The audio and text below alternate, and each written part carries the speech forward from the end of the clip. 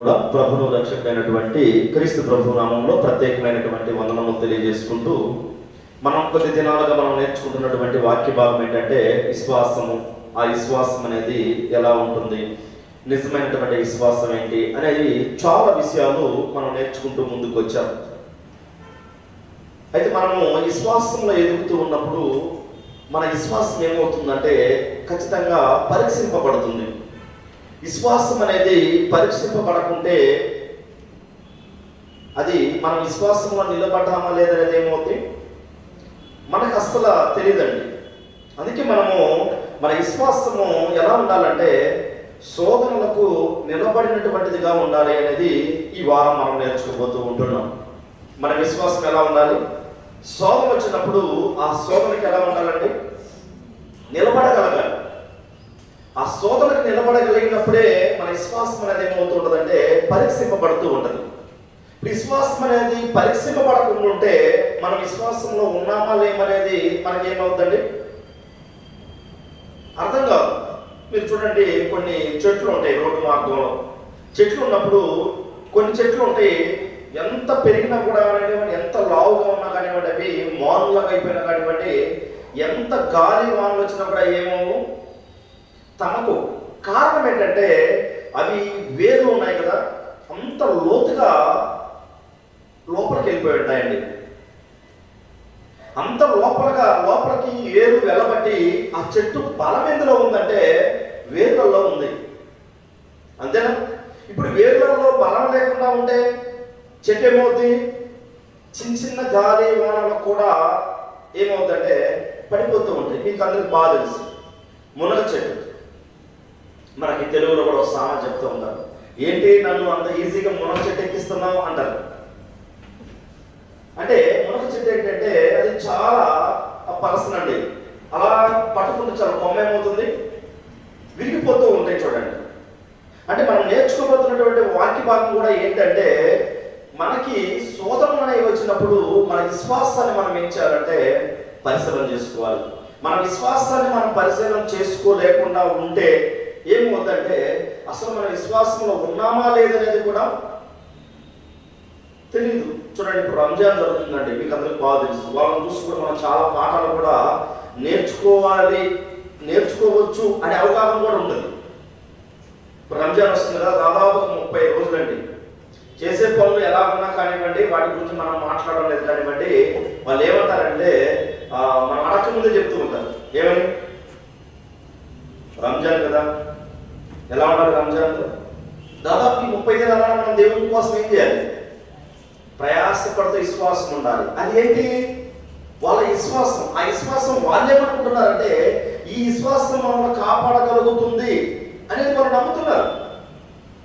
మీరు చూడండి, వాళ్ళ దగ్గరికి వెళ్ళి ఏమన్నా తిన్నారనుకోండి, తాగే విషయం కానివ్వండి, తినే విషయాల్లో కానీ చేశారనుకోండి, వాళ్ళు ఏమంటారంటే మేము ఉపవాసం ఉన్నామండి, దయచేసి ఏం చేయండి పక్కకి వెళ్ళండి, మాకు నోరు ఊరుతుంది అని చెప్తూ ఉంటారు. మా దగ్గర ఏం చేయొద్దు, మేము తినవద్దు, త్రాగవద్దు అంటే వాళ్ళు ఏమనుకుంటున్నారంటే మేము విశ్వాసంలో ఉన్నాం, మా విశ్వాసం మమ్మల్ని కాపాడగలుగుతుంది. అయితే ఈ తినే విషయంలో తాగే విషయంలో పరీక్ష జరిగినప్పుడు మీరు చూడండి, దాదాపుగా రాజు గారికి తెలుసు అనుకుంటున్నాను, యేసురాజు గారికి ఎన్ని గంటలు తింటారండి ఉదయం వాళ్ళు? 4 గంటలుగా 5 3 గంటలు తింటారండి. 3 గంటలకు తిని మళ్ళీ సాయంత్రం 6:30 6:35 దాకా వాళ్ళు ఏం చేస్తారంటే ఏమి తినరు. మధ్యలో తింటే ఏమవుతుందని వాళ్ళ యొక్క భావం అంటే మా విశ్వాసాన్ని మేము ఏమవుతాం, కోల్పోతాం. ఈనాడు క్రైస్తవులుగా ఉంటున్నటువంటి మనము ఒక బాప్తిస్మం పొందినటువంటి క్రైస్తవుడికి చనిపోయిన దాకా విశ్వాసాన్ని పరిశీలింపబడద్దండి. చనిపోయిందా ఇలా చెప్పాము అనుకుంటే ఎవరైనా వస్తారండి దేవుళ్ళకి, చనిపోయిన దాకా విశ్వాసం అనేది పరీక్షింపబడుతూ ఉంటుంది అని చెప్తే వస్తారా? ఏమంటారు, ఏం దేవుడు అండి మీ దేవుడు, చనిపోయిన దాకా మన విశ్వాసాన్ని పరిశీలన జరుగుతూ ఉంటుందా? అంటే విశ్వాసానికి పరీక్ష అనేది ఉండాలండి. మన పిల్లలు కూడా చూడండి, కుటుంబం ఉన్నటువంటి పిల్లలు స్కూల్కి వెళ్తారు. వెళ్ళిన తర్వాత వాళ్ళకి ఏం చేస్తారండి, 2 నెలలకు ఒకసారి టెస్ట్ పెడతారు. చివరిగా ఫైనల్గా ఒక టెస్ట్ ఉంటుంది. వీటన్నిటిని బట్టి ఒక టెస్ట్ ఉంటుంది. ఒకవేళ మీరు వెళ్ళి అడిగారు అనుకోండి, అనుకోండి, మా పిల్లలకి ఎగ్జామ్ పెట్టద్దండి, మాకు ఇష్టం లేదు, డబ్బులు కట్టించుకోండి, ఫీజులు కడతాం, ₹1 కూడా తగ్గకుండా, అయితే మా పిల్లవాడిని స్కూల్కి పంపిస్తాం, కానీ పరీక్ష మాత్రం పెట్టద్దండి ఏమంటారు? మనం చెప్పినట్టు తింటారండి? వాళ్ళకంటూ ఒక రూల్స్ రెగ్యులేషన్స్ ఉంటాయి. ఏంటంటే పరీక్ష ఏంటంటే ఒక మనిషిని పరిశీలన చేస్తుంది. ఏం చేస్తుంది? పరిశీలన చేస్తుంది. అయితే మనం కూడా విశ్వాసంలో ఉన్నాము అనేది మనకి ఎలా తెలుస్తున్నదంటే పరీక్ష అనేది జరగాలండి. ఆ పరీక్ష అనేది మనకు జరగకుండా ఉంటే, ఆ పరీక్ష అనేది మనకు రాకుండా ఉంటే మన విశ్వాసంలో ఉన్నామా లేమా అనేది మనకు అర్థం కాదు. ఒక వాక్య భాగం చూసి మనం ముందుకు వెళ్ళిపోదాం. చూడండి, రోమపత్రిక 5వ అధ్యాయం మనం చూసినప్పుడు, రోమపత్రిక 5వ అధ్యాయము మొదటి 2 వచనాలను మనం ధ్యానం చేసినప్పుడు దేవుని వాక్యం ఈ రీతిగా తెలియపరుస్తూ ఉందండి. రోమ్ చాప్టర్ 5:1-2 చూసినప్పుడు దేవుని వాక్యం ఈ రీతిగా మనకు తెలియపరుస్తూ ఉంటుంది. కాబట్టి విశ్వాస మూలమున మనము నీతిమంతులుగా తీర్చబడి, ఒక క్రైస్తవుడు నీతిమంతులుగా మారటానికి, నీతిమంతులుగా మార్చబడటానికి ఏముంటే నీతిమంతులుగా మార్చబడతారండి? విశ్వాసం. అంటే ఇప్పుడు విశ్వాసం మూలమున మనము నీతిమంతులుగా తీర్చబడి మన ప్రభు అయిన యేసు క్రీస్తు ద్వారా దేవునితో సమాధానము కలిగి ఉందుము. ఇప్పుడు మన జీవితాలలో మనకి సమాధానం కావాలంటే ఏం చేయాలి? మరి విశ్వాసంలో ఎదగాలి. విశ్వాసంలో ఎదగుతున్నామని మనకి ఎలా తెలుస్తుంటుందండి?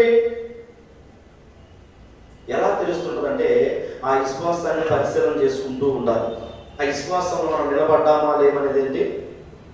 పరిశీలన అనేది చాలా ప్రాముఖ్యత మన ఆత్మీయ జీవితాలకి. ఈనాడు మనం చూడండి, క్రైస్తవులు అంటే ఏంటి? మేము తగ్గాలా ఏంటి? మేము తగ్గిపోవాలా? మేము ఎందుకు తగ్గాలంటే తగ్గకుంటే మనం ఎందులో లేనట్టు? విశ్వాసంలో లేనట్టు. అయితే 2వ వచనం ఏమంటున్నారంటే మరియు ఆయన ద్వారా, ఎవరి ద్వారా? ఆయన అంటే యేసుక్రీస్తు ప్రభువు. మరియు ఆయన ద్వారా మనము విశ్వాసం వలన ఈ కృపయందు ప్రవేశము గలవారమై అందులో నిలిచి ఉండి దేవుని మహిమను గూర్చిన నిరీక్షణను బట్టి అతిశయపడుచున్నాము అంటున్నాడు. అంటే రోమా చరిత్ర మీరు ఇంటికి వెళ్ళినా చదవండి ఒకసారి. రోమా చరిత్ర ఎలా ఉండదంటే చాలా క్రూరులు అండి వాళ్ళు. రోమన్స్ విపరీతమైనటువంటి క్రూరులు. క్రైస్తవులు అంటే ఏం చేసేవాళ్ళు? పరీక్ష పెట్టేవాళ్ళు. పరీక్ష అంటే ఒక పెన్ను పేపర్ ఇచ్చి పరీక్ష కాదండి. ఇప్పుడు పిల్లలు రాస్తారు కదా, అలాంటి పరీక్ష పెట్టేవాళ్ళు కాదు. ఏంటంటే మనం క్రైస్తవులము అని తెలిసినప్పుడు వాళ్ళు ఏం చేసేవాళ్ళు అంటే, క్రైస్తవులకు ఏం చేసేవాళ్ళు అంటే వాళ్ళు హింసించేవాళ్ళు. హింసించి ఏం చేసేవాళ్ళు అంటే దాని ద్వారాగా వీళ్ళు నిలబడతారా లేదా దేవుళ్ళు, దేవుని దగ్గర ఉంటారా లేదా అని వాళ్ళు పరీక్ష పెట్టేవాళ్ళు, హింసలు పెట్టేవాళ్ళు, చిత్రహింసలు పెట్టేవాళ్ళు. అయితే మనం చూసినప్పుడు 2వ వచనంలో మనం ధ్యానం చేసినప్పుడు మరియు ఆయన ద్వారా మనము విశ్వాసం వలన ఈ కృపయందు ప్రవేశము గలవారమై అందులో నిలిచి ఉండి దేవుని మహిమను గురించిన నిరీక్షణను బట్టి అతిశయపడుచున్నాము అంటున్నాడు. ఇప్పుడు ఒక వ్యక్తికి నిరీక్షణ అనేది కలగాలి. ఎదురు చూడడం ఏంటి? ఎదురు చూడాలి. ఎప్పుడు ఎదురు చూడగలమంటే మనకి ఎప్పుడైతే విశ్వాసం ఉండదో అప్పుడు మనం ఏం చేయగలము? ఏం చేయగలం? ఎదురు చూడాలి. అయితే మొదటగా విశ్వాసము ఎలా మనకి బలపడుతుందంటే, ఎలా బలపడుతుందండి ఒక విశ్వాసం అనేది మనకంటే? ఆ విశ్వాసం పరీక్షింపబడితే, ఆ పరీక్ష ఏంటంటే ఆ పరీక్ష మనం ఏం చేస్తుందంటే నీతిమంతులుగా తీర్చిదిద్దుతుంది. ఏం చేస్తుంది? నీతిమంతులుగా తీర్చిదిద్దుతుంది. ఒకవేళ మనకు పరీక్షనే జరగలేదు అనుకోండి, మనం తీర్చిదిద్దలేము. ఇప్పుడు కూడా అంతే కదా, ఎవరైనా ఒక అంగడ పెట్టారనుకోండి, చిన్నవి లేదా పెద్ద అంగడ పెట్టారనుకోండి, వాళ్ళు ఏం చేస్తారండి? ఏం చేస్తారు? లెక్కలు చూసుకుంటూ ఉంటారు. మనం ఎంత పెట్టుబడి పెట్టాం, మనకి ఎంత వస్తుంది, అందులో ఎంత మిగిలింది, మరి నెల ఒకవేళ లాసే వస్తుంది అనుకోండి, కంటిన్యూ చేస్తారండి? మొన్న ఒక బ్రదర్ తెలియపరుస్తున్నారు, పనికి వెళ్ళాడు. పనికి వెళితే 1 నెల, 2 నెలలు, 3 నెలలు, 4 నెలలు, 6 నెలలు జీతం ఇవ్వలేదండి. ఎన్ని నెలలు? 6 నెలలు జీతం ఇవ్వలేదు. ఒక భార్య చెప్తూ ఉంది, ఏంటంటే 1 నెల ఏదో జీతం ఇవ్వలేదంటే సరే అనుకోవచ్చు, 2వ నెల సరే అనుకోవచ్చు, కనీసం 5-6 నెలల దాకా జీతం ఇవ్వలేదంటే మనం ఏం తినాలి, ఎలా బ్రతకాలండి? ఏదైనా పని చూసుకుని వెళ్ళొచ్చుగా. నాకు మొదటి నెల ఉన్నప్పుడు ఫోన్ చేశాడు, అన్నయ్య జీతం ఇవ్వలేదు అని. నేను చెప్పాను, వాళ్ళు ఇవ్వరు కానీ దాన్ని మానేసి వేరే దిక్కేదు అని చెప్పాను. లేదు 2 నెలలు ఇస్తామన్నాను. 2, 3, 4, 5, 6 చేశారు. 6 నెలలు పని చేశాడండి, ఇవ్వలేదు.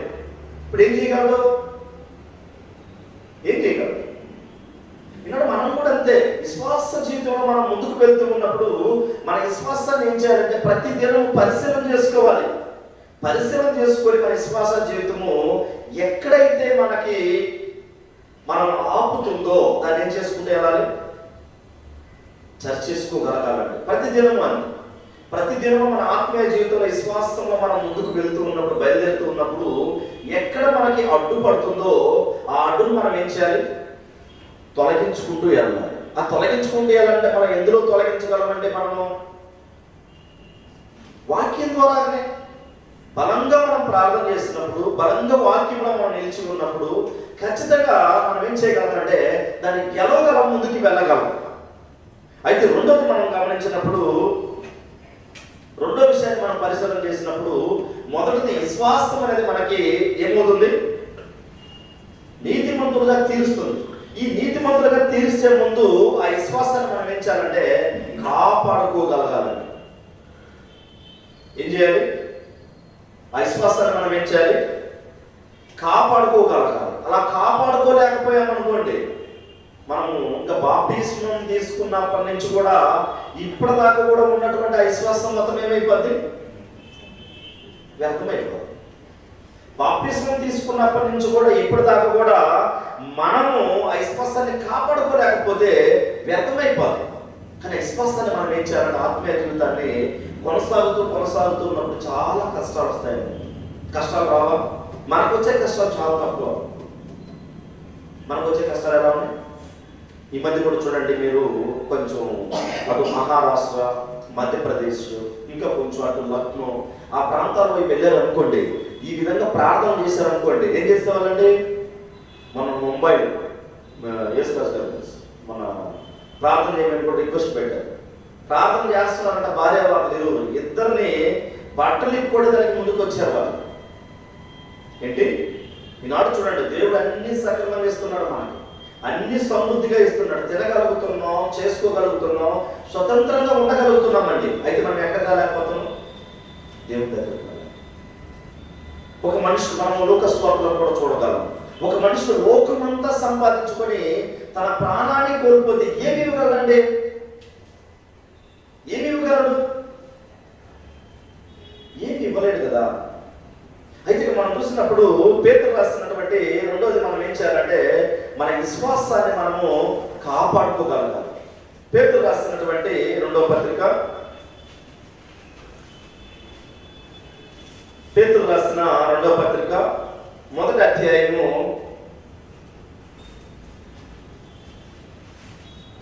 పేతురు రాసినటువంటి మొదటి పత్రిక మొదటి అధ్యాయము 5 నుంచి మనం చూసినప్పుడు దేవుని వాక్యం ఏ రీతిగా తెలియపరుస్తూ ఉంటుంది. ఆ హేతువు చేతనే మీ మట్టుకు మీరు పూర్ణ జాగ్రత్త గలవారై మీ విశ్వాసమందును సద్గుణమందు జ్ఞానమును, జ్ఞానమందు ఆశానిగ్రహమునందు సహనమునందు భక్తినందు సహోదర ప్రేమయందు దయను అమార్చుకొనుడి అని. ఇక్కడ ఈ పేతురు గారు పత్రిక రాయడంలో ప్రధానమైనటువంటి ఉద్దేశం ఏంటంటే విశ్వాసం గురించి బలపరచడానికి ఆయన రాస్తున్నాడండి. ఏం రాస్తున్నాడు? విశ్వాసంలో మనం బలంగా ఉండడానికి రాస్తున్నాడు. మీరు చూడండి, మొదటి వచనం మనం చూసినప్పుడు ఇందులోనే పేతురు రాసిన మొదటి పత్రిక మొదటి అధ్యాయం మొదటి వచనంలో, పేతురు రాసిన రెండవ పత్రిక మొదటి అధ్యాయము మొదటి వచనం మనం చూసినప్పుడు ఇక్కడ ఏమంటుందంటే, యేసుక్రీస్తు దాసులను అపోస్తలుడైన సీమోను పేతురు మన దేవుని యొక్కయు రక్షకుడైన యేసుక్రీస్తు యొక్కయు నీతిని బట్టి మన వలనే అమూల్యమైన విశ్వాసం పొందిన వారికి శుభమని చెప్పుకోయినది. ఈ రెండో పత్రిక ఉద్దేశం ఏంటంటే విశ్వాసం పొందినటువంటి వారికి. ఎవరికి రాస్తున్నాడండి? అమూల్యమైనటువంటి విశ్వాసం పొందినటువంటి వారికి. అమూల్యమైన మూల్యము అంటే వెల కట్టగలిగింది. అమూల్యం అంటే వెల కట్టలేనటువంటి విశ్వాసం గురించి తెలియపరుస్తున్నటువంటి భక్తుడు ఇక్కడ. ఈ వెల కట్టలేనటువంటి ఈ విశ్వాసము అది ఎలా ఉండాలి, ఎంత జాగ్రత్తగా ఉండాలనే విషయాన్ని మనకి చాలా చక్కగా రెండో సందర్భాన్ని మనకు నేర్పిస్తున్నాడండి. మొదటి సందర్భాన్ని మనం ఏం గమనించామంటే, మనము మన విశ్వాసంలో మనం ఉన్నామనేది ఎలా తెలుస్తుందంటే, ఆ విశ్వాసం మనం నీతిమంతులుగా మారుస్తుంది. ఏం చేస్తుంది? నీతిమంతులుగా మారుస్తుంది. నీతిమంతులుగా మార్చబడినటువంటి మనము మన విశ్వాసాన్ని మనం ఏం చేయాలి? కాపాడుకోగలగాలంటే మొదటిది ఏం చెప్తున్నాడంటే ఇక్కడ, కాపాడుకోగలగాలంటే పూర్ణ జాగ్రత్త కలిగిన వారమై మనం ఉండాలండి. ఎలా ఉండాలి? పూర్ణ జాగ్రత్త కలిగినటువంటి వారిగా మనము ఉండగలగాలి. ఇప్పుడు పూర్ణ జాగ్రత్త కలిగి ఎందుకు పూర్ణ జాగ్రత్త కలిగి మనం ఉండాలి? ఎందుకు మనము పూర్ణ జాగ్రత్త కలిగినటువంటి వారంగా ఉండాలంటే, మన విశ్వాసం అనేది అమూల్యమైనది. ఏంటి? అమూల్యమైనటువంటి విశ్వాసం. అమూల్యం అంటే వెల కట్టలేనిదిగా మనం ఎలా ఉండాలంటే, మన విశ్వాసాన్ని ముందుకి కొనసాగించుకోగలం. అలాంటి విశ్వాసాన్ని మనం కలిగి ఉండాలి. మీరు చూడండి, చాలా మంది భక్తుల జీవితాల్లో మనం చూసినప్పుడు ఆ విశ్వాసానికి వెల కట్టగలిగారండి. ఒక అబ్రహాము విశ్వాసం అంత గొప్పగా ఎదిగాడండి. తన కుమారుని ఇవ్వడానికి కూడా వెనక తీయలేదు. ఆ విశ్వాసానికి వెల కట్టగలమా? ఈరోజు మనకున్నటువంటి విశ్వాసానికి వెల కట్టగలుగుతున్నామండి? వెల కట్టలేకపోతున్నామా? కట్టలేకపోతున్నామా? మనం కూడా ఏంటంటే మన విశ్వాసాన్ని కూడా వెల కట్టలేము. ఎందుకంటే మనం అంత గొప్ప విశ్వాసంలో ఎదగాలి. ఏంటి? ఆ విశ్వాసంలో మనము ఎదగగలగాలి. మరి ముఖ్యంగా మనం చూసినప్పుడు ఆ విశ్వాసాన్ని మనం కాపాడుకోగలగాలి. అలా కాపాడుకోగలగాలంటే మనము ఇక్కడ మొదటి విషయాన్ని మనకి ఏం తెలియపరుస్తున్నారంటే, మీరు పూర్ణ జాగ్రత్త గలవారై ఉండండి. అంటే మనం పొందినటువంటి బాప్తిస్మం విశ్వాసం ద్వారా కదా. ఫస్ట్ వాక్యం విన్న తర్వాత ఏం కలిగింది? మనకి విశ్వాసం కలిగింది. ఆ విశ్వాసం ఎక్కడ నడిపించిందంటే దేవుని దగ్గర నడిపించిందండి. ఆ దేవుని దగ్గర నడిపించినటువంటి ఆ విశ్వాసాన్ని మనం ఏం చేయాలంటే, పూర్ణ జాగ్రత్త గలవారై మీ విశ్వాసమునందు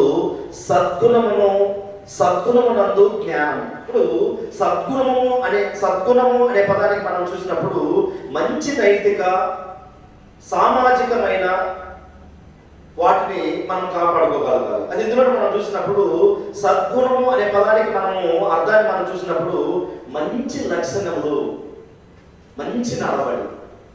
ఏం కాపాడుకోవాలంటే విశ్వాసంలో మన లక్షణాలను మనం కాపాడుకోవాలి, మన నడవడి మనం కాపాడుకోవాలి. విశ్వాసాన్ని కాపాడుకుంటూ ముందుకెళ్తున్నప్పుడు సద్గుణము అంటున్నాడు. చూడండి, ఇక్కడ పేతురు రాసిన 2వ పత్రిక 1వ అధ్యాయము 5వ వచనంలో వీలైన మనం చూసినప్పుడు, మీరు పూర్ణ జాగ్రత్త గలవారై మీ విశ్వాసమునందు సద్గుణమును అంటున్నాడు. సద్గుణము అనే పదానికి మనం అర్థం చేసినప్పుడు మంచి లక్షణాలు కలిగినటువంటి వారిగా మనం ఉండాలండి. రెండోది ఏంటంటే ఇందులో అర్థము మంచి నడవడి. మూడోది ఏంటంటే మంచి ఆలోచన.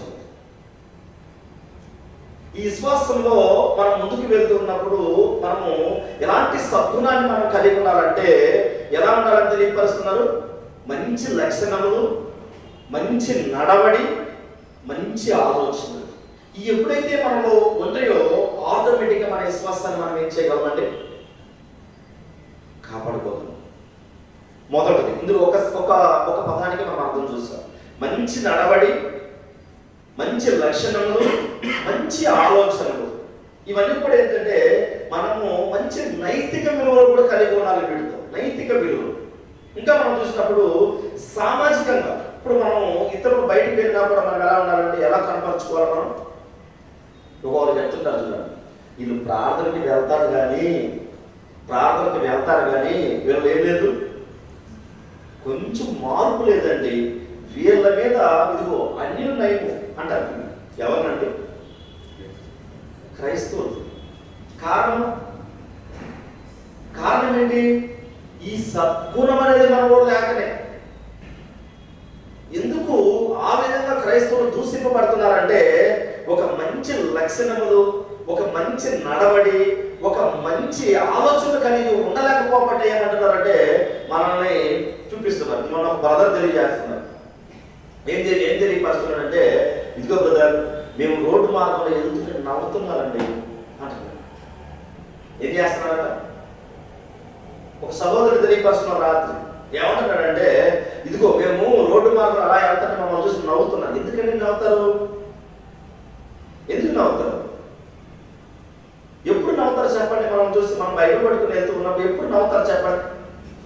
ఎప్పుడంటే మనలో మంచి ఆలోచనలు, మంచి లక్షణాలు, మంచి నడవడి లేకుండా మళ్ళా లోక సంబంధంగా మనం ఉన్నామనుకోండి, మనం చూసి ఏం చేస్తారు? నవ్వుతారు, ఖచ్చితంగా నవ్వుతారు. అందుకే మనము ఈ విశ్వాసాన్ని కాపాడుకున్నట్టు ఎందుకు మొదటగా ఏంటంటే సద్గుణం కలిగి ఉండాలి. ఆ సద్గుణంలో మంచి లక్షణాలు, మంచి ఆలోచనలు, మంచి నడవడి ఈ ఎప్పుడైతే మనలో ఉంటాయో ఇక నగినా కూడా దేవుడు ఏం చేస్తాడో ఆయన చూసుకుంటాడు.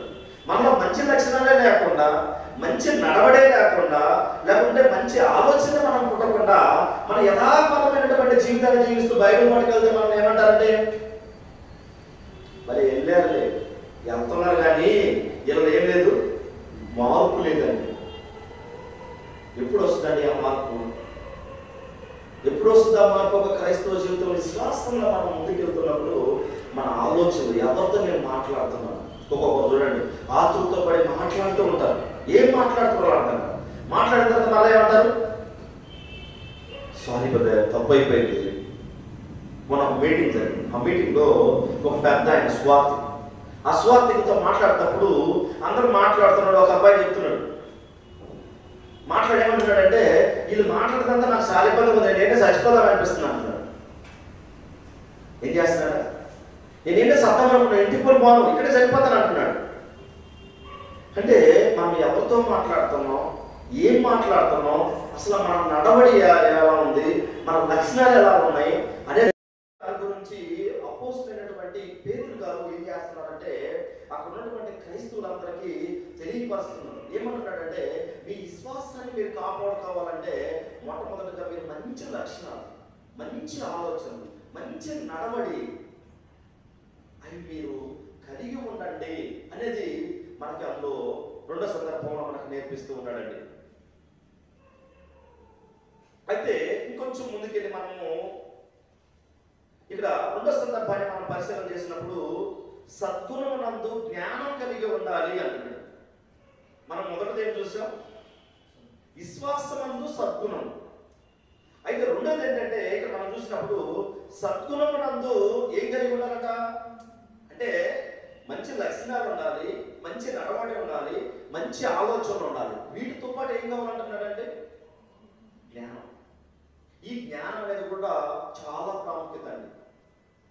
అయితే ఇప్పుడు ఈ జ్ఞానం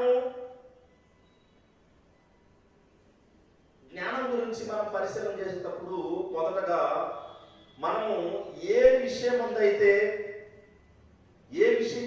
మనము అవగాహన కలిగి ఉన్నామో దాన్ని ఏం చేయాలంటే మనము గట్టిగా నమ్మకం ఉండాలండి. ఈ సద్గుణంతో జ్ఞానం కలిగి ఉండాలంటే ఏం చేయాలి? మనం ఏదైనా ఒక విషయం గురించి ఆలోచించేటప్పుడు ఏ విషయం అయితే మనం ఆలోచిస్తున్నామో దాని మీద మనకు అవగాహన కలిగి ఉండాలి. ఏం కలిగి ఉండాలి? లేకపోతే రెండోది ఏంటంటే దాని గురించి మనకి తెలుసుకుని ఉండాలి, అవగాహన కలిగి ఉండాలి. జ్ఞానం అంటే రెండోది ఏంటి? దాని గురించి మనం తెలుసుకుని ఉండాలి. ఈ అవగాహన కావచ్చు, దాని గురించి తెలుసుకోకుండా మనం ఏం చేయలేము, విశ్వాసంలో నిలబడలేము. ఇప్పుడు సద్గుణం కలిగి ఉన్నామంటే మనము ఏం చేయాలంటే జ్ఞానం కలిగి ఉండాలి. ఆ జ్ఞానం కూడా ఎలా వస్తుందండి? జ్ఞానం ఎవరు? బైబిల్ గ్రంథం మనకి జ్ఞానం అంటే ఎవరి గురించి తెలియపరుస్తూ ఉంటుంది? యేసుక్రీస్తు. ప్రతిదినము మనం వాక్యాన్ని చదువుతూ ఉన్నప్పుడు మీరు చూడండి, బాప్తిస్మం పొందుతున్నాగానే ఎవరు కూడా పరిశుద్ధులు అవరండి. ఏమవరు? బాప్తిస్మం పొందుతున్న పరిశుద్ధులు అవరు. మనం ఏం చేస్తాము? దినదినము మనలో ఉండే అలవాట్లు మనం ఏం చేస్తూ ఉంటామంటే క్రీస్తు సారూప్యంలోకి మనము మార్చుకుంటూ ఉంటాం. ఎప్పుడైతే అలా మార్చబడుతూ ఉంటామో, అలా మార్చబడుతూ మనం ఎదుగుతూ ఉంటామో మన విశ్వాసం అనే పరీక్ష జరుగుతుంది. ఏం జరుగుతుంది? మనం క్రీస్తు స్వారూప్యంలో మార్చబడటానికి మనం తయారవుతూ ఉన్నాం. ఇక్కడ ఈ తయారయ్యేటప్పుడు మనకి ఏమవుతూ ఉంటుందంటే ఖచ్చితంగా మనకి పరీక్షనే జరుగుతుంది. అందుకే మనం ఏం చేసినప్పుడు ఏం కావాలంటే మంచి ఆలోచన కలిగి ఉండాలి, మన నడవడి బాగుండాలి, మంచి మనస్సు మనం ఏం చేయాలి కలిగి ఉన్నప్పుడు మనం దేని గురించి మాట్లాడుతున్నాం, దేని గురించి ఆలోచన చేస్తున్నాం, ఎందులో మనం వెళ్తున్నాం అనేది ఒక అవగాహన మనకు వస్తుంది. ఏది లేకుండా ఉంటే మీరు చూడండి, ఆదాము అవ్వని మీరు తీసుకోండి. ఆదాము అవ్వని మనం పరిశీలన చేసినప్పుడు ఇందులో జ్ఞానం విషయంలో మనం చూసినప్పుడు వాళ్ళు ఏమనుకున్నారండి? దేవుడు చెప్పాడు ఈ పండు మీరు తినకూడదు అని చెప్పారు. మరి వీళ్ళు ఏం చేశారండి? ఏం చేశారు? వాళ్ళ ఆలోచన చూశారు, వాళ్ళ నడవడి చూశారు, వాళ్ళ ప్రవర్తన చూశారు. ఎలా వెళ్ళిపోయాయి అంటే అక్కడ దేవుడు చెప్పిన దాన్ని త్రోసివేసి అపవాది చెప్పిన దాని వైపు వెళ్ళిపోయారు. వెళ్ళిపోబట్టి మీరు బాగా గమనించండి, వాళ్ళు ఏమైపోయారండి? వాళ్ళ మనోనేత్రాలు వెలిగింపబడ్డాయి. అది చివరిగా చాలా బాధపడి ఉంటారు. అయ్యో దేవుడు చెప్పింది వింటే బాగుండేది, మేము పొరపాటుగా తప్పు చేసాం అనే ఆలోచన కలిగి ఉన్నారా? కలిగి ఉంటారు. దేవుడు వచ్చి పిలుస్తూ ఉన్నాడు, చల్లపడ్డ వాళ్ళు పిలుస్తున్నప్పుడు ఆదాము నువ్వు ఎక్కడ ఉన్నావు అన్నప్పుడు ఏమన్నాడు? నీ స్వరము నేను వినినప్పుడు ఏం చేశారు? దిగంబరిగా ఉంటేనే. అంటే దిగంబరత్వం కలుగు చేస్తుందండి. కానీ విశ్వాసం పరీక్షింపబడిందా? ఆదాము కానివ్వండి, హవ్వ కానివ్వండి, వాళ్ళ ఇరువురికి విశ్వాసం పరీక్షింపబడిందండి. పరీక్షింపబడింది. కానీ విశ్వాసం ఏమైపోయారండి? వాళ్ళు మంచి ఆలోచన లేదు, వాళ్ళ నడవడి లేదు, మంచి లక్షణాల్లో వాళ్ళు నిలబడలేకపోయారు. అలా నిలబడకపోబట్టి వాళ్ళు ఏదేదో తోటలో నుంచి బయటికి నెట్టివేయబడ్డారు. ఈనాడు మనం కూడా క్రీస్తు కట్టినటువంటి సంఘంలో మనం ఆరాధన చేస్తున్నాం. క్రీస్తు యొక్క ఆయన యొక్క శరీరం, అందులో మనం అవయవాలుగా ఉన్నాం. అవయవాలుగా ఉన్నటువంటి మనమందరం కూడా మంచి లక్షణాలు కలిగి ఉండాలి, మంచి నడవడి ఉండాలి, మంచి ప్రవర్తన అనేది మనం కలిగి ఉండాలి. అలా కలిగి ఉండకుండా మనం ఇందులో కొనసాగుతూ ఉంటే మనం అనుకుంటాం ఏమని? మనం ఆరాధన చేస్తున్నాం, నాకేంటి బదువా, అన్నీ బాగున్నాయి, కానుకలు ఇస్తున్నాం, పాటలు పాడుతున్నాం, అన్నీ చేస్తున్నామని. కానీ దేవుని విషయంలో మనం ఎలా ఉంటామండి? దూరంగా ఉంటాం. అయితే ఇక్కడ మనం చూసినప్పుడు మూడోదిగా మనం చూసినప్పుడు జ్ఞానమందు ఆశ నిగ్రహం. ఇందులోని పేతురు రాసిన 2వ పత్రిక 1వ అధ్యాయము మనం చదువుతున్నాడు. మీరు చూడండి, జ్ఞానమందు 6వ వచనం, జ్ఞానమందు ఆశా నిగ్రహము ఇది చాలా ప్రమాదం అండి. ఏంటి ప్రమాదం? ఆశ నిగ్రహం. ఈ ఆశా నిగ్రహం అనేది ఏంటంటే, ఈ ఆశా నిగ్రహం అన్నప్పుడు చూసినప్పుడు ఒక్కొక్కసారి ఆలస్యం, ఇబ్బంది, ఒత్తిడి ఇలాంటివి మనం ఎదుర్కొనేటప్పుడు ఓపిక అనేది మనకు ఉండాలండి. మనలో ఏముంటుంటే ఆశా నిగ్రహం అంటే, ఆశా నిగ్రహం చూసినప్పుడు ఒక్కోసారి ఆలస్యం కావచ్చు, ఇబ్బందులు కావచ్చు, ఒత్తిడి కావచ్చు. ఇంకా మనం చూసినప్పుడు ఎదుర్కొనేటప్పుడు మనకి ఓపిక అనేది ఉండాలి. ఉండదు. ఎవరైనా మనం మాట్లాడతాం అనుకోండి, ఎవరు మనం ఎదిరించారు, మనం ఏమంటాం? వీళ్ళు సైలెంట్గా ఉండమన్నానా అంటాం. సర్లే అంతే అన్నారు ఒక మాట అనే ఆలోచన ఉంటుందా? ఒక్కొక్కసారి ఒత్తిడి వస్తుంది. ఉదాహరణకి ఎవరికైనా మనం డబ్బులు ఇచ్చామనుకోండి, లేకపోతే మనం వాళ్ళకి ఇచ్చామనుకోండి, ఒత్తిడి ఎక్కువైంది అనుకోండి, ఏం చేస్తామండి? మంచి బీపీ టాబ్లెట్ వేసి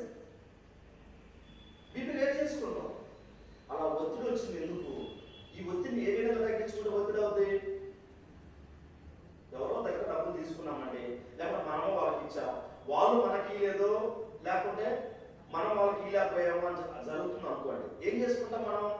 చాలా ప్రెజర్ అవుతుంది కదా, ఒత్తిడి అయిపోద్ది, టెన్షన్ అయిపోద్ది, ఆనందం లేనిపోయినటువంటి సమస్యలు వచ్చి ఏమైపోద్ది అంటే పడిపోతాయి, లేకపోతే హాస్పిటల్కి అంతే, లేకపోతే సిల్లు కట్టచ్చు. ఇప్పుడు చాలా ఈజీ అయిపోయింది. కొంతమంది చెప్తూ ఉంది, కొంచెం బాగాలేకపోతే అనుకునే చేస్తున్నారు, హాస్పిటల్కి వెళ్ళిపోతారు. మంచిది వెళ్ళడం, చూపించుకోవడం మంచిది, కానీ ఆ ఒత్తిడిని తెచ్చుకోకూడదు మనం. ఇప్పుడు యేసుక్రీస్తు ప్రభువు 33.5 సంవత్సరాలు ఈ భూమి మీద జీవించినప్పుడు ఈ 3.5 సంవత్సరాలు ఎంత ఒత్తిడి వచ్చింది తెలుసా మీకు? చదివారా మీరు? యేసుక్రీస్తు ప్రభువు యొక్క చరిత్ర గురించి చదువుతున్నప్పుడు ఆ 3.5 సంవత్సరంలో ఒకవైపు ఇంటి వారి వైపు పోతుంది, మరొక వైపు రోమా ప్రభుత్వం వైపు పోతుంది, మరొక వైపు శాస్త్రులు, పరిసయ్యులు, సద్దకాయులు, మరొక వైపు యూద జాతి వారి వైపు పోతుంది. అంత ఒత్తిడి వచ్చినా కూడా ఆయన ఎప్పుడు కూడా కలహ పడలేదండి, ఎప్పుడు కూడా బాధపడాల. ఆయన ఒక్కటే, ఈ ఒత్తిడినంతా, ఈ వచ్చినటువంటి ఒత్తిడంతా కూడా నేను సహించగలిగితేనే, ఈ వచ్చినటువంటి ఒత్తిడంతా కూడా నేను సహించగలిగితేనే నేను పరిపూర్ణంగా మారగలను, నేను పరిపూర్ణంగా ఉండగలను. పరిపూర్ణంగా నేను ఏ విధంగా అయితే నా తండ్రి దగ్గర నుంచి నేను ఇక్కడికి వచ్చానో మరలా పరిపూర్ణంగా నేను వెళ్ళగలను. కానీ ఒత్తిడిలో పడితే, అందుకే ప్రపంచానికి ఈనాడు యేసుక్రీస్తు వారంటే తెలియనటువంటి వారు ఉన్నారండి, ఉంటారు. యేసుక్రీస్తు వారు తెలియదు అని చెప్పాలంటే ఎవరు చెప్పలేదు. ఎందుకంటే ఎంత ఒత్తిడి వచ్చినా కూడా ఆయన ఏం చేశాడంటే దాన్ని గెలవగలిగాడు. అది ఇంకొంచెం ముందుకెళ్ళి మనం చూసినప్పుడు, 4వదిగా మనం చూసినప్పుడు ఈ ఆస్యా నిగ్రహంలో మొదటిది ఏంటంటే సహనం. ఏమన్నాలి? సహనం అనేది కలిగి ఉండాలండి. ఏం కలిగి ఉండాలి? సహనం. ఈ సహనం అనేది కూడా రెండో పేతురు పత్రిక 1వ అధ్యాయము 6వ వచనం మనం చూసినప్పుడు జ్ఞానమందు ఆశా నిగ్రహమును, ఆశా నిగ్రహమందు సహనమును, ఆశా నిగ్రహం నందు ఎలా ఉండాలట? సహనము కలిగి ఉండాలి. సహనం. సహనం అంటే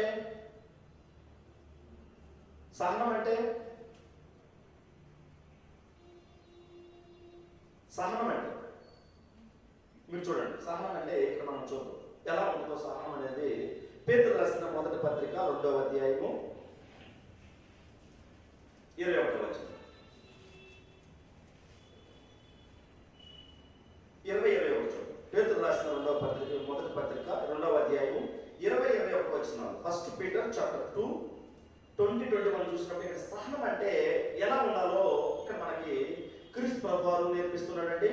పరిశుద్ధాత్మ ప్రేరణతో అపోస్తలుడైనటువంటి పేతురు గారు ఈ సహనం గురించి ఇక్కడ రాస్తూ ఉన్నాడు. మొదటి పేతురు రాసిన పత్రిక 2వ అధ్యాయం 20-21.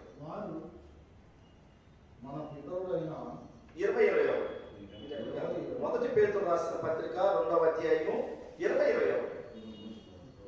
మొదటి పేతురు రాసిన, చూడండి, చదవండి.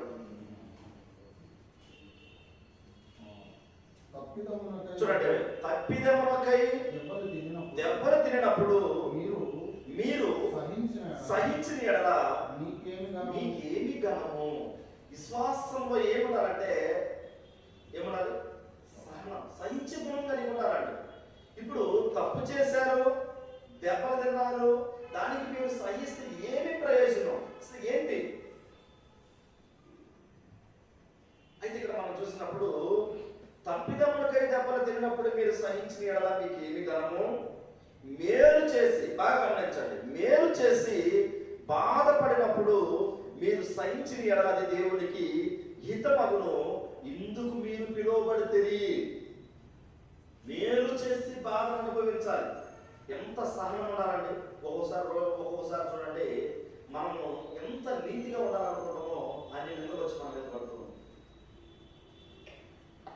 ఏంటి? మనం ఎంత నీతిగా బ్రతకాలని మనం ఇష్టపడతాం. విశ్వాసం నేను గట్టిగా ఉండాలని మీరు ప్రార్థన చేయండి, ఎమ్మటే వచ్చే శ్రమ నిలబడదు. దాంట్లో మనకి ఏముండాలి? సహనం ఉంటుందా? చూడండి, ఒక మాట మాట్లాడితే 2 మాటలు మాట్లాడు, 2 మాట్లాడితే 4 మాట్లాడు, 4 మాట్లాడితే 6 మాట్లాడు, అలా మాట్లాడకూడదు. ఎవరైనా ఒక మాట మనం అన్నారనుకోండి, అంటే అన్నదే ఎలాంటి అదంటే సహించే గుణం. అంటే ఒక మాట మనం అన్నప్పుడు మనం ఏమన్నా ఏం చేయాలి? అంతే అన్నారు, పెద్దవారు ఒక మాట అన్నారు, తప్పేంటి అంతే. అలా సర్దుకెళ్ళిపోతే ఎలా ఉంటుందంటే జీవితం చాలా చక్కగా ఉంటుంది. విశ్వాసంలో కూడా మనం చాలా ముందుకు వెళ్ళగలం. ఒక్కొక్కరు చూడండి, ఒక మాట అన్నారు అనుకోండి, దాన్నే మైండ్లో పెట్టుకుంటారు అంతే. మళ్ళీ ఏం చేస్తారు, వాళ్ళు ఎవరైతే ఉన్నారో దగ్గర బంధువులు వాళ్ళు ఫోన్ చేస్తారు, ఇదిగో నన్ను ఈ మాట అన్నది, నా మాట అన్నాడు, ఇది అన్నారు, నన్ను ఎందుకు అనాలి, నేనే వాళ్ళ కష్టంలో ఉన్నానా, నన్ను ఏమైనా బ్రతికిస్తున్నారా, వాళ్ళు నాకేమన్నా భూ పెడుతున్నారా, నాకేమైనా అన్నం పెడుతున్నారా, నా కష్టంలో నేను బ్రతుకుతున్నాను, నన్ను ఎవరో అనడానికి. కానీ ఈ విషయం తెలియదు ఏంటి, వాళ్ళ వెనక అపవాదిని వెళ్ళిన ముందుకు విశ్వపిస్తుంది, నా విశ్వాసాన్ని పరీక్షించడానికి నన్ను ఈ విధంగా అన్నారు అని జ్ఞానం ఉంటుందండి మనకి, ఉండదా? ఎవరు ఎదురుగా ఒక మాట పట్టున అంటూ ఉంటారు, 2 మాటలు అంటారు, 3 అంటారు, ఎప్పుడు ఆ విధానం అనకూడదు. ఇంకొకరు చెప్పడం, లేకపోతే వాళ్ళకి ఏదో ఫోన్ చేసి చెప్పాలి, వాళ్ళే చేయగలరు. ఏం చేయగలరు? తీర్పు తీర్చేది ఎవరండి?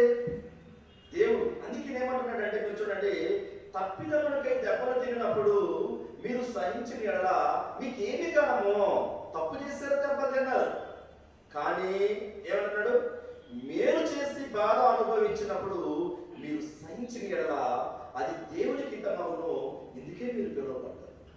ఈ ఉదయకాల సమయంలో దేవుడి వాక్యం మనం ఏం హెచ్చరిస్తుందంటే, ఒకవేళ తప్పేం చేయకుండా నేను ఒక మాట అంటే ఏం చేయాలంటే, మన విశ్వాసాన్ని కాపాడుకున్నట్లో సహనం అనేది కూడా ఒక భాగం.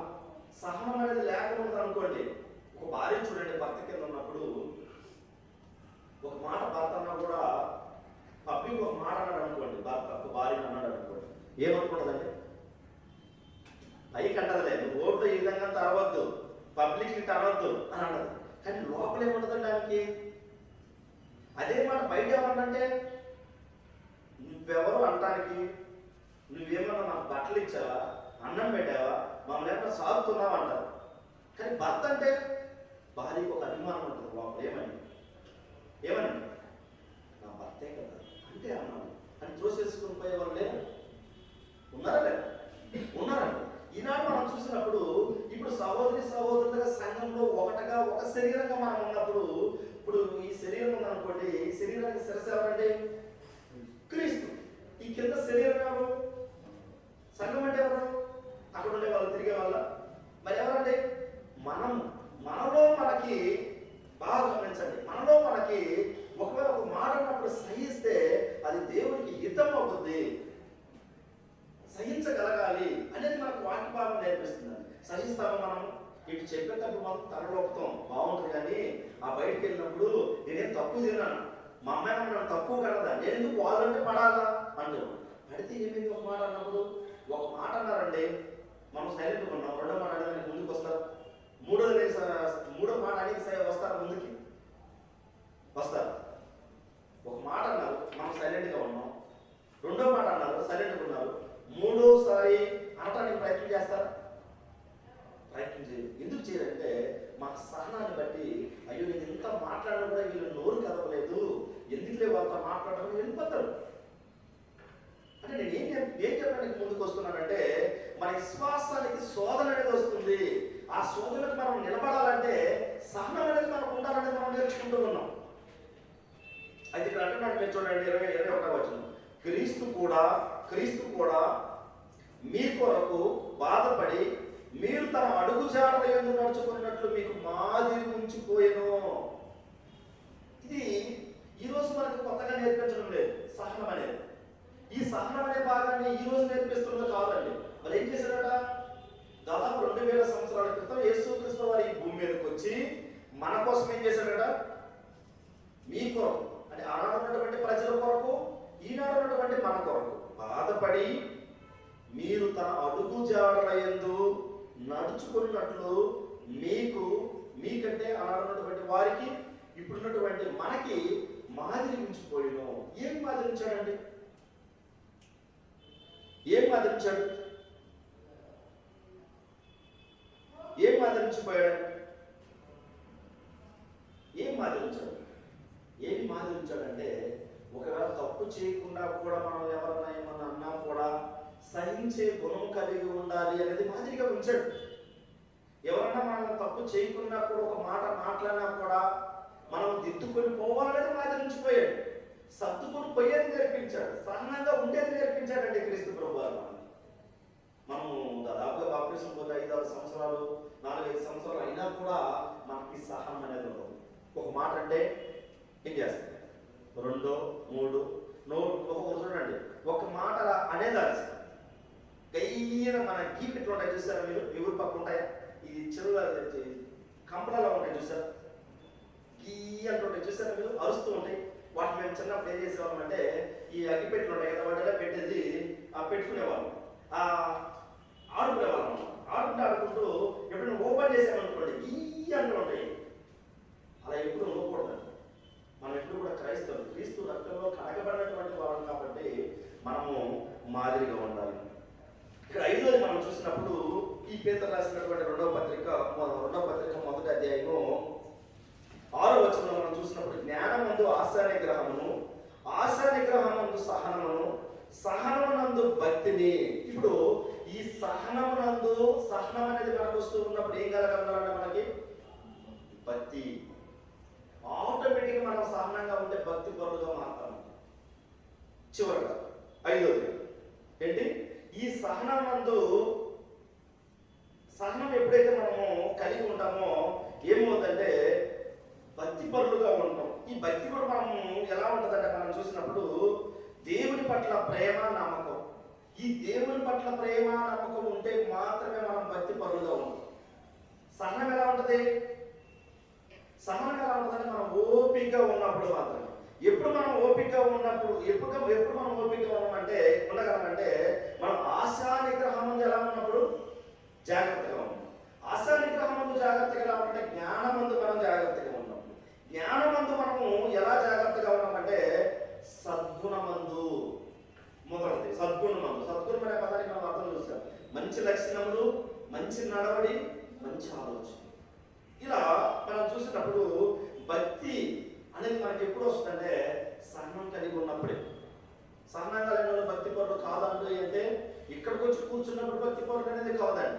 ఈ భక్తి అనేది ఎప్పుడు మనం పరిశీలన చేయాలి, బయటికి వెళ్ళినా కూడా మన భక్తిని మనం కనపరచగలగాలి. చివరికి 6వది మనం చూసినప్పుడు ఎప్పుడైతే భక్తి పరులుగా మనం ఉంటామో చూడండి 7వ వచనం, భక్తి యందు సహోదర ప్రేమ యందును దయను అమార్చుకొనిడి. చాలా ప్రాముఖ్యమైనటువంటి విషయాన్ని మనం నేర్చుకుంటూ ముందుకు వస్తున్నామండి. భక్తి యందు ఏం కనపరచాలంట, మనము భక్తి పరులము అంటే మనము ఎలా ఉండాలని తెలియపరుస్తుంది. భక్తి పరులము మనం అంటే ఏముండాలంటే మనలో ప్రేమ, సహోదర ప్రేమ. అంటే ఒకరిని చూసినప్పుడు మనము వచ్చారా బాబు ఎదురొచ్చాడు ఆ విధంగా మాట్లాడుకోవడం. ఎవరైనా ఒక ఆమె ఎదురొచ్చింది అనుకోండి ఏమంటాం, ఒక్కొక్కరు చూడండి ఇలా ఎదురొచ్చారనుకోండి ఎదుర్కొని వెళ్ళిపోతాం. ఎదురొచ్చారనుకోండి కింద పోయడము, కొంతమంది దేనిలో కొట్టడము, లేకపోతే ఏదేదో పక్కన చూసి అరిసినట్టుగా ఉండడము, ఆ విధంగా ఎప్పుడు చేయకూడదు. ఏం చూపించాలంటే మనం భక్తి ఉన్నప్పుడు సహోదర ప్రేమ మనము చూపించగలగాలి. మీరు చూసినప్పుడు కొరింథీయులకు రాసినటువంటి మొదటి పత్రిక ఈ సహోదర ప్రేమని ఒక 2 నిమిషాలు మనం చూద్దాం. కొరింథీయులకు రాసినటువంటి మొదటి పత్రిక 13వ అధ్యాయము మీరు ఇంటికి చదివినప్పుడు కొరింథీయులకు రాసినటువంటి మొదటి పత్రిక 13వ అధ్యాయము అంతా కూడా మనకి ఏం చూపిస్తూ ఉంటుందంటే ప్రేమ గురించి నేర్పిస్తూ ఉంటుందండి. అయితే 4వ వచనం చూడు. 4వ వచనం మాత్రం చూసి మనం ముందుకు వెళ్ళిపోదాం. ప్రేమ దీర్ఘకాలము సహించును, దయ చూపించును, ప్రేమ మస్తరపడదు, ప్రేమ దంభముగా ప్రవర్తింపదు, అది ఉప్పొంగదు, అమర్యాదగా నడవదు, స్వప్రయోజనమును విచారించుకునదు, త్వరగా కోపపడదు, అపకారమును మనస్సులో ఉంచుకునదు. చాలా విషయాల్లో అపోస్తలుడైనటువంటి పౌలు గారు ఈ 13వ అధ్యాయంలో కొరింథీలో ఉన్నటువంటి స్థానిక సంఘానికి తెలియపరుస్తూ ఉన్నాడు. పిల్లలు ప్రేమ ఎప్పుడైతే మనం భక్తి పరులుగా ఉంటూ ఉంటామో మనలో ఏమవుతుందండి, ప్రేమ ఉందన్నాడు సమాజానికి. అంటే మీరు చూడండి ఒక 20, 30, 40, 50 మంది ఉన్నటువంటి సంఘాల్లో ఒకరిని చూస్తే ఒకరికి ఏమవుదు. ప్రేమ లేకపోతే మీరు బాగా గమనించండి. అలా మనం ప్రేమ లేకుండా ఉండి బాగా గమనించండి ఈ విషయాన్ని. అలా సహోదర ప్రేమ లేకుండా ఉండి ఒకవేళ ఈ క్షణం మనం వెళ్ళిపోయామనుకోండి, దేవుడి దగ్గర ఖచ్చితంగా వెళ్ళలేము. ఈ భక్తి జీవితం మాత్రం ఇక్కడే విడిచిపెట్టాల్సి వస్తుంది. నిజం. నిన్న కూడా ఒక 11 గంటల రాత్రిలో ఒక తండ్రి, ఇద్దరు, ఒక కుమార్తె తండ్రి టూలర్లో వెళ్తూ ఉన్నారు. పాప ముందుంది, అతను వెనకున్నాడు. అయితే ఏమైందంటే ఒక చెట్టు పడిపోయి పాప చనిపోయిందండి. 3 సంవత్సరాల పాప చెట్టు పడిపోయి 3 సంవత్సరాల పాప చనిపోయింది. తండ్రి బ్రతికాడు. అలా మనము ఎప్పుడు వెళ్ళిపోతారో తెలియదు, ఎవరు వెళ్ళిపోతారో తెలియదండి. కానీ ప్రేమ లేని వాడిగా మనం ఉన్నామనుకోండి, ప్రేమ లేని దానిగా మనం ఉన్నామనుకోండి, ఆ నిత్య జీవాన్ని మాత్రం మనం ఏం చేయలేము.